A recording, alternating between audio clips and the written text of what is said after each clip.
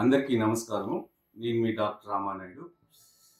కడుపులో విపరీతంగా నొప్పి పెడుతుందా? వెన్నెముక వీపు వెనక భాగంలో వెన్నెముక రెండు వైపులా కానీ ఒకవైపు కానీ భరించలేనంత నొప్పి వస్తుందా? తరచూ మూత్రము ఎర్రగా వచ్చి మూత్రం పోయేటోడు నొప్పిగా బాధపడుతున్నారా?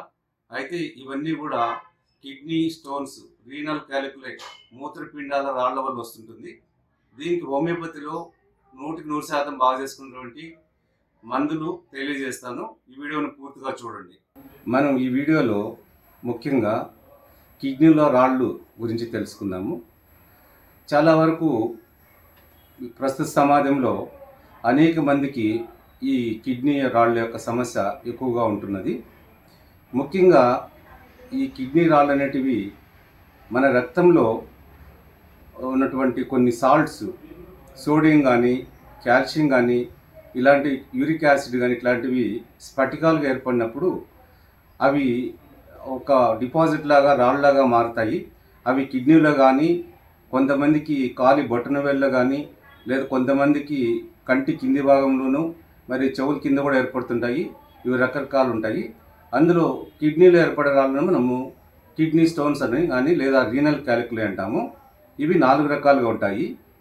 ఇవి కాల్షియం స్టోన్స్ గాను, అదేవిధంగా యూరిక్ యాసిడ్ ఎక్కువగా ఉన్నప్పుడు అవి గౌట్ అటువంటి డిసీజుల్లో ఈ స్ఫటికాల్లాగా ఏర్పడుతుంటాయి. అదేవిధంగా కొంతమందికి యూరినరీ ట్రాక్ట్లో ఫ్రీక్వెంట్గా వచ్చే ఇన్ఫెక్షన్ వలన కొన్ని రకాల రాళ్ళు ఏర్పడుతుంటాయి. అదేవిధంగా కొంతమందిలో జెనెటికల్గా అంటే పేరెంట్స్లో ఉన్నప్పుడు కొంతమందికి ఈ రాళ్ళు కిడ్నీలో ఏర్పడేటువంటి అవకాశం ఉంది. దీనికి ప్రధానమైన కారణాలు చాలా ఉన్నాయి. అందులో ఒబేసిటీ, అధిక బరువు ఉండడం అనేది ఒక కారణము. తర్వాత మూత్రనాళాల్లో తరచూ ఇన్ఫెక్షన్స్ రావడం వల్ల కూడా ఈ స్టోన్స్ ఏర్పడతాయి. అదేవిధంగా కొన్ని రకాల బోన్స్లు, ఎముకల్లో వచ్చేటువంటి కొన్ని జబ్బుల్లో కూడా ఈ విధమైనటువంటి కిడ్నీ రాళ్ళు ఏర్పడడానికి అవకాశం ఉంది. అదేవిధంగా గౌట్ అనేటువంటి ఒక వ్యాధి వచ్చినప్పుడు యూరిక్ యాసిడ్ లెవెల్స్ రక్తంలో పెరిగినప్పుడు ఈ యొక్క క్రిస్టల్స్, రాళ్ళు ఏర్పడుతుంటాయి. అదే కొంతమందిలో ఈ హైపర్ టెన్షన్, బీపీ వంటి జబ్బులు, తర్వాత డయాబెటీస్, షుగర్ వంటి జబ్బులు, తర్వాత హైపర్ థైరాయిడిజంలో కూడా ఈ యొక్క కిడ్నీ స్టోన్స్ ఏర్పడుతుంటాయి. ఇవి వచ్చినప్పుడు మనకు అనేకమైనటువంటి లక్షణాలు కనపడతాయి. అందులో ప్రధానమైనది మన వెన్నెముక వెనుక భాగంలో పక్కటెముకల కిందన రెండు వైపులు కూడా విపరీతమైన నొప్పి వచ్చేటువంటి అవకాశం ఉంది. అది కొంతమందిలో ఒక సైడ్ కూడా వస్తుంటుంది. తర్వాత మూత్రము నొప్పితో కూడి ఫ్రీక్వెంట్గా వస్తుంటుంది. తర్వాత మూత్రము స్మెల్ వస్తుంటుంది, అంటే దుర్వాసన కూడా వస్తుంటుంది. తర్వాత వీళ్ళలో చాలా వరకు ఒక్కొక్కసారి చలి పెట్టి అధికంగా జ్వరం వస్తుంది. తర్వాత చాలామందిలో ఇది వెన్నెముక వీపు వెనక భాగం నొప్పితో పాటు కడుపులో కూడా బాగా విపరీతంగా నొప్పి వస్తుంటుంది. తర్వాత మూత్రం పోసినప్పుడు ఎరుపు రంగులో కానీ లేదా గోధుమ రంగు కూడా వస్తుంటాయి.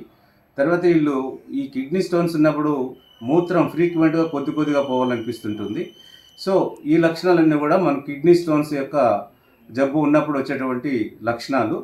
సో వీళ్ళలో ఈ లక్షణాలతో పాటు కూడా వీళ్ళ ప్రమాదకరంగా వచ్చేటువంటి ఎక్కువ సమస్యగా మారేటువంటిది పరిస్థితి ఏంటంటే కిడ్నీ స్వెల్ అవుతుంది, వాపు వస్తుంది. అల్ట్రాసౌండ్ చేస్తే మనకు ఆ కిడ్నీ వాచుకొని ఉంటుంది. ఒక్కోసారి ఈ స్టోన్ చేరినటువంటి ఆ భాగం చుట్టుపక్కల కూడా చీము ఏర్పడుతుంటుంది. తర్వాత ఈ నొప్పి విపరీతమైనటువంటి రీనల్ అంటే కిడ్నీ భాగంలో విపరీతమైన నొప్పి కూడా వస్తుంటుంది. తర్వాత దీంతో పాటుగా కిడ్నీ లోపల అది చీము అంతా ఏర్పడడం వలన సెప్సిస్ అనేటువంటి ప్రమాదకరమైన పరిస్థితి వస్తుంది. అంటే రక్తంలో ఇన్ఫెక్షన్ పెరిగి వీళ్ళు జ్వరం వచ్చి ఒక సీరియస్ కండిషన్ లేకపోయేటువంటి అవకాశం ఉంది. దాంతోపాటుగా ఈ ఈ కిడ్నీ ఫెయిల్యూర్ వరకు కూడా పోయేటువంటి అవకాశం ఉంది.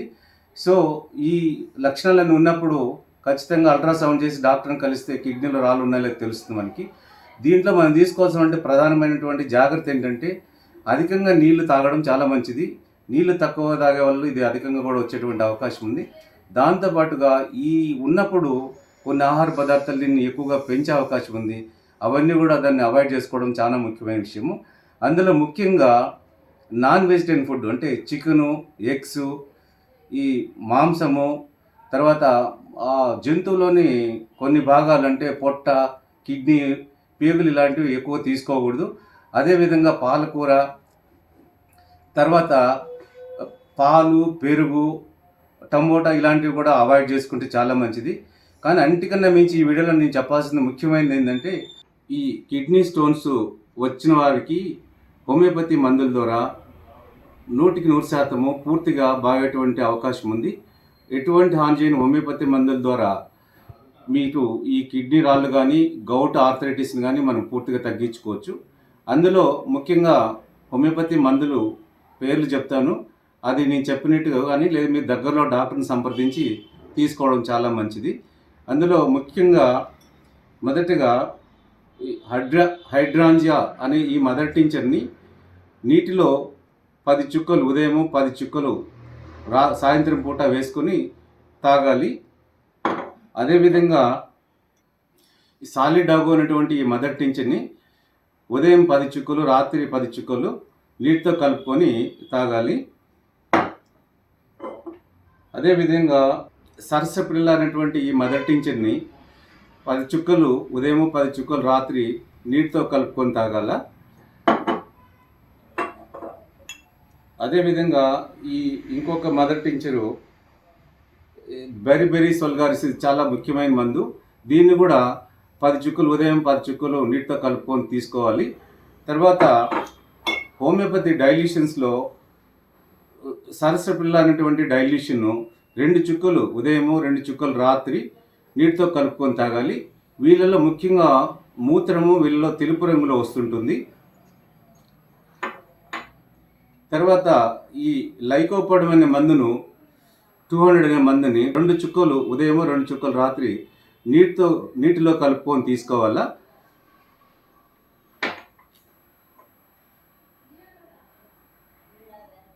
ఇది బెరిబెరీస్ వల్గారిస్ అనేది, ఇది కూడా చాలా ప్రధానమైన మందు. 2 చుక్కలు ఉదయం, 2 చుక్కలు రాత్రి నీటితో కలుపుకొని తీసుకుంటే అన్ని రకాల కిడ్నీకి సంబంధించిన రాళ్ళు పూర్తిగా అవి కరిగిపోయి మూత్రం ద్వారా బయటకు వెళ్ళిపోతుంది. ఎటువంటి సర్జరీ అవసరం కూడా రాదని తెలియజేస్తున్నాను. ఐ హోప్ అందరికీ వీడియో నచ్చింది అనుకుంటున్నాను. సో ప్లీజ్ నచ్చితే అందరూ లైక్ చేయండి.